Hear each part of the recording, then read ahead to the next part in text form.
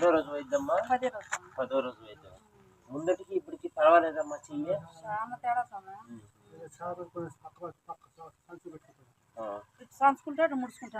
నీ పాటికి నువ్వే. ముందైతే అది లేదు అట్లే ఉంటది. కానీ మనకు రిజల్ట్ ఏంటంటే 4వ రోజుకే కాలు కదిలిసినాడు. అదే స్వామి. ఆ రోజు నుంచి నేను కాలు పట్టించుకోలేదు, మా చేతికే చేస్తా ఉన్నా. అర్థమవుతుందేమ్మా?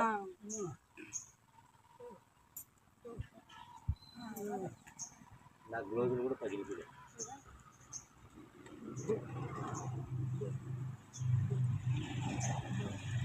పర్వాలేదేమ్మా వైద్యమా?